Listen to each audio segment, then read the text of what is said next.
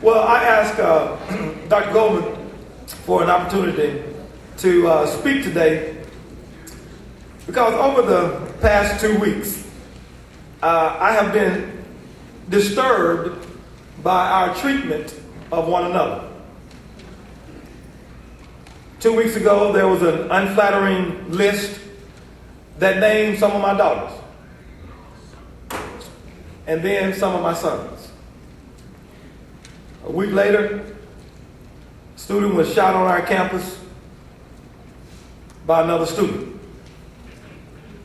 And although these things happen on campuses throughout our nation, I'm troubled that they are happening on our campus, especially in light of all of the improvements that we made and all the work that we're doing together, and the very positive relationships that I see happening all across our campus. In protest marches that have taken place around the country, I found one of the chants particularly inspiring: Black Lives Matter. It is a chant that is packed with symbolism and history and meaning. It challenges us and calls us to live, govern, patrol, and act as though we believe Black lives matter. The reality is that African Americans chant this message to white folks and to the police and the power structure. We want them to respect the fact that Black lives matter. And I agree. For too long, African Americans have been stigmatized, demonized, and ostracized for being black. I, like some of you, have been stopped, pulled over for DWB. That is, driving while black. W.E.B. Du Bois opined in the early 1900s, the problem of the 20th century is the problem of the color line. Well, here we are in the 21st century, and we yet have much work to do. Oddly, for me, the group that I believe and I think needs to hear, believe, and live Black Lives Matter the most right now happens to be those of us in the African American community. We rush to the streets and the TV cameras when a law enforcement officer or someone other than an African American harms one of us. But seldom any objection to black-on-black assaults, black-on-black crimes, to black-on-black offenses. My brothers and sisters, talk is cheap. When you chant this phrase, you must walk your talk. If Black Lives Matter, you will not take the life of your brother or sister or attempt to take his life because of a simple disagreement. When you really live like Black Lives Matter, you will not sell drugs to your sister or your brother, and you will not steal your grandmama's TV to buy the drugs. When you live like Black Lives Matter, you will not have a harem of baby mamas and baby daddies while trying to get another one with no one taking care of the children that you already have.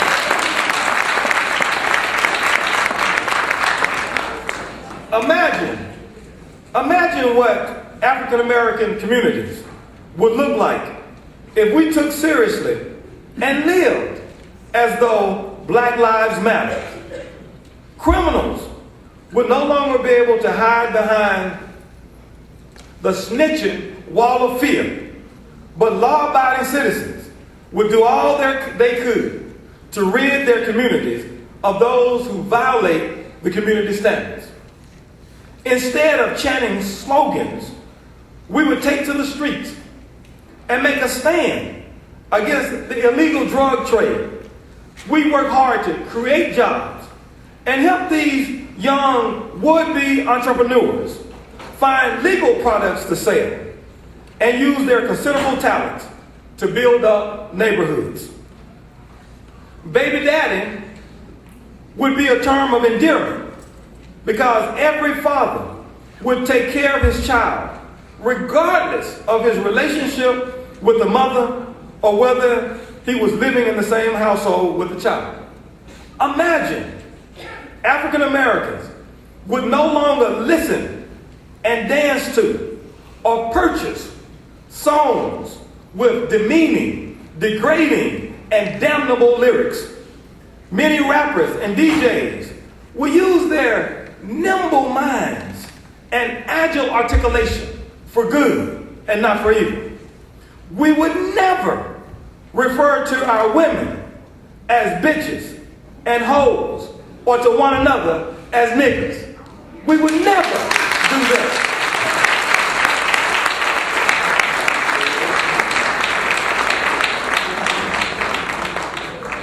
When we live like Black Lives Matter, we will promote education and citizenship so much that we will have as many academic all-stars as we do athletic all-stars. Young black folks will compete and dominate in chemistry and calculus and rhetoric and writing as we do in football and basketball.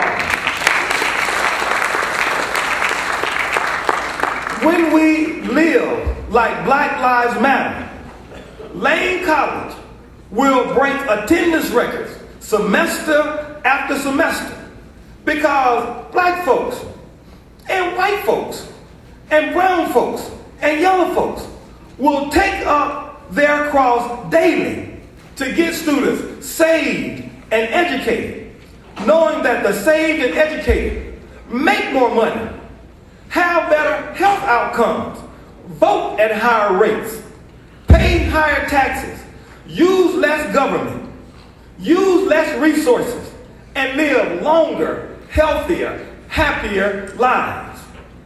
My brothers and sisters, words matter, and so do our actions. Let's chant, but let's also live Black Lives Matter. And I invite you, if you have the courage, if you have the intestinal fortitude, if you believe in you, I invite you to join with me in taking the Black Lives Matter pledge. And if you would, I invite you to rest upon your feet right where you are and let us pledge together. And I invite you to repeat after me.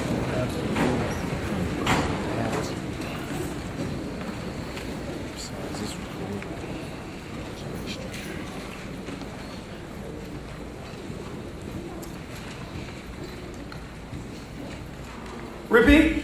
I am my brother and sister's keeper. I am my brother and sister's keeper. I won't harm you with words from my mouth. I won't harm you with words from my mouth. My hands or weapons. I am and you are. I am and you are. Fearfully and wonderfully made. Fearfully and wonderfully made. A God original. A God original. I respect you and your property. I respect you and your property. I value your life. I value your life. I value your opinion. I value your opinion. I value your right to disagree with me. I value your right to disagree with me. I love my LCD. I love my LCD. I love my LCD. I love my LCD. I pledge to put God first. I pledge to put God first. I pledge to uplift myself and my peers. I pledge to uplift myself and my peers. I pledge to do the right thing to build Lane College. I pledge to do the right thing to build Lane College. I pledge to do the right thing to help my community. I pledge to do the right thing to help my community. I'm proud to be a Lane College Dragon. I'm proud to be a Lane College Dragon.